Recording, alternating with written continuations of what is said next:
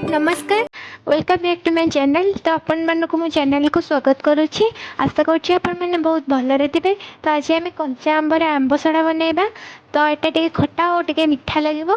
आउ फास्ट ये आंब को चोपा छाड़ी छोट छोट पीस कर काटि नवा। आपण मैंने भिडियो को शेष पर्यंत देखते जानीपारे।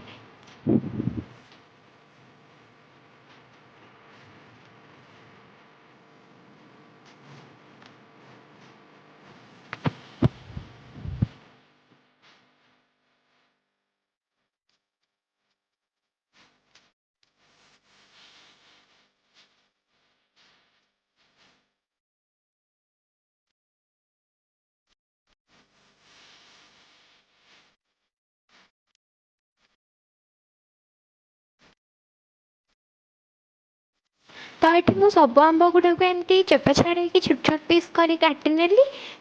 काटि सारापर गोटे जगार कि पा देकी भल भाव में आंब गुड़ा को आम धोई नवा।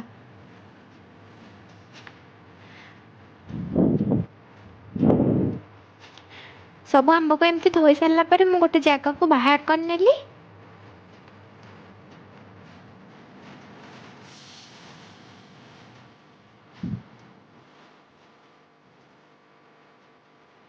तापर चुले लगे कड़ाई बसईदेली।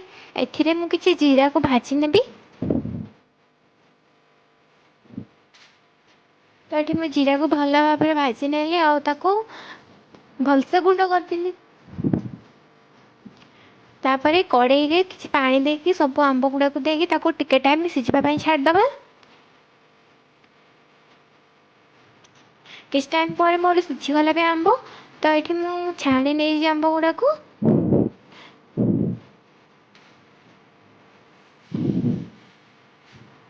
सब आंब को एमती छाणी सारापर फैन रे टिके शीतल हाँवाई छाड़देली। ग्राइंडर जार रे देकी ग्राइंड करनेली।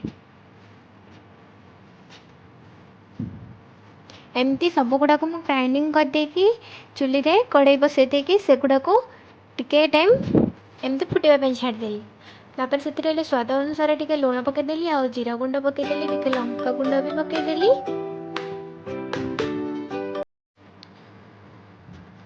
तापर मिठा पाई किछि चीनी भी पकईदेली।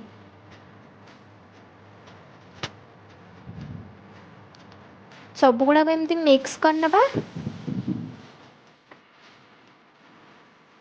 सब फुटी फुटी देखते एगुड़ाक बहुत बहलिया भी हो गला।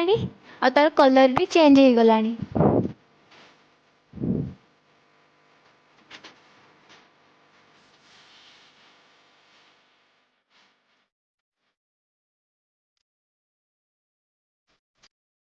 तापर मु गोटे थाली रे किछि तेल देकी चारिआडे टिके भल भाव में मारिदेली।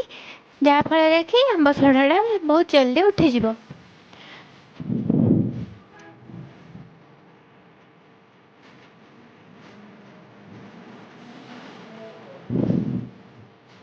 तापर जो आंब सड़ार बैटर बनई देकी थाली रे सब आड़े समान करनबा। याको आम 2 दिन खरारे सुखेदेबा। 2 दिन पर आंब सड़ा मोर पूरा रेडी। तो या पीस पीस कर काटी पकेली। आपण मैंने जमी भी चाहे सेमती काटी पारे।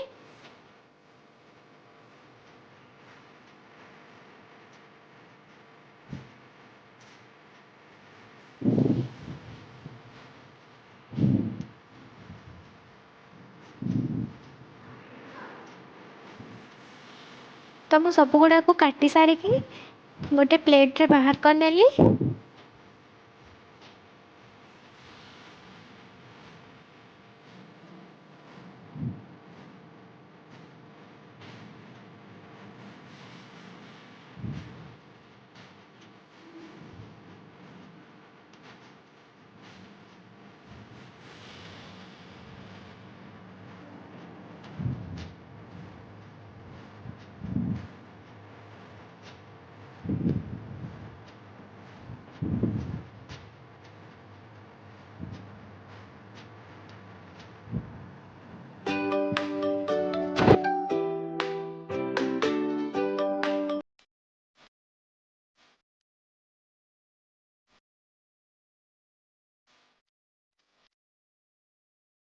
ଆପଣମାନେ ବି ଏହାକୁ ଡବାରେ ପୂରେଇକି ଖାଇ ବି ପାରିବେ। ତ ଏଠି ମୁଁ ସବୁ ଆମ୍ବସଡ଼ାକୁ ଏମିତି ଛୋଟ ଛୋଟ ପିସ୍ କରି କାଟି ଦେଇଛି। କେମିତି ଲାଗୁଛି କମେଣ୍ଟରେ ଜଣାନ୍ତୁ। ମୋତେ ତ ବହୁତ ସୁନ୍ଦର ଦେଖାହେଉଛି ଆଉ ବହୁତ ହି ଭଲ ଲାଗୁଛି। ଆଉ ଖାଇବାକୁ ବି ବହୁତ ଟେଷ୍ଟ ଲାଗୁଛି। ଆଉ ଆଉ ଏମିତି ନୂଆ ନୂଆ ଭିଡ଼ିଓ ଦେଖିବା ପାଇଁ ମୋ ଚ୍ୟାନେଲକୁ ସବସ୍କ୍ରାଇବ୍ କରନ୍ତୁ, ମୋ ଭିଡ଼ିଓକୁ ଲାଇକ୍ କରନ୍ତୁ ଆଉ ମୋତେ ପୁରା ସପୋର୍ଟ କରନ୍ତୁ। ଜୟ ଜଗନ୍ନାଥ। ଦେଖା ହେବା ନେକ୍ସଟ ଭିଡ଼ିଓରେ।